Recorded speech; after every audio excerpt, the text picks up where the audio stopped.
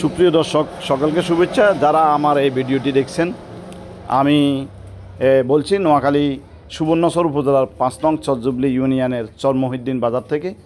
আপনারা যেই দৃশ্যটি দেখছেন, এই দৃশ্যটি হচ্ছে সুবর্ণচর উপজেলার ৫ নং চরজুবলি ইউনিয়নের চর মহিউদ্দিন বাজারের আলোচিত একটি কবরকে মাজার করার উদ্দেশ্যে তার পরিবার যেই একটি চক্রান্ত করেছিল, সেই চক্রান্তটি আজকে ভেঙে গেছে। সেটা হলো ডাক্তার জাহিদ, তাকে কবর থেকে আজকে উঠিয়ে 3 হাত সরিয়ে তাকে কবর দেওয়া হচ্ছে।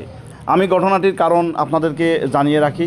সেটা হলো গত কয়েকদিন থেকে এখানে তারা যে মাজার করার উদ্দেশ্যে কবরটি কে ঘর তৈরি করেছিল, তার পরিপ্রেক্ষিতে এলাকাবাসী বিভিন্ন ধরনের মিটিং মিছিল তাদের বিপক্ষে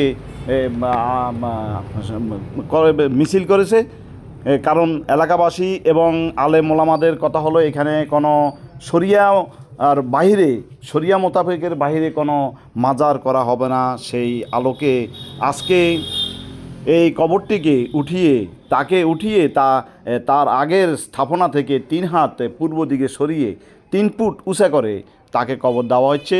গতকালকে আমাদের সুবর্ণচর উপজেলা প্রশাসন বসে আলেম ওলামাদেরকে নিয়ে এবং তার পরিবারদেরকে নিয়ে বসে একটা সিদ্ধান্ত হয়েছে যে তাদের এই কবরটিকে আর তারা কবরে কোনো মাজার করবে না, ঢোল বাদ্য বাজাবে না, আপনার তাদের পূজা করবে না, এই মর্মে একটি সিদ্ধান্ত হয়েছিল। সেই আলোকে আজকে এইখানেই তাদের বাড়ির দরজায় যে কবরটির ঘর দিয়েছিল, সেই ঘরটি ভেঙে তাকে আগের কবর থেকে উঠিয়ে 3 হাত সরিয়ে 3 ফুট উঁচা করে তাকে 7 ফুট উঁচা করে তাকে যে কবরটি দেওয়া হচ্ছে, আপনারা সেই কবরকে আমি দেখানোর চেষ্টা করতেছি।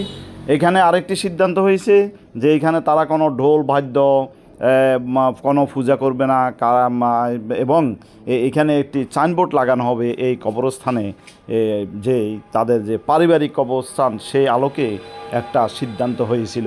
এই সিদ্ধান্ত মোতাবেক আজকে আলেম ওলামারা গিয়ে চর মহিউদ্দিন বাজার তাদের বাড়িতে গিয়ে ডাক্তার জাহিদকে আগের স্থাপনায় আগের কবর থেকে উঠিয়ে তাকে একটু 3 হাত সরিয়ে 3 হাত একটু পূর্ব পাশে সরিয়ে 7 ফুট উঁচা করে তাকে এখন কবরে শায়িত করা হচ্ছে। আপনারা সেই দৃশ্যটি দেখছেন।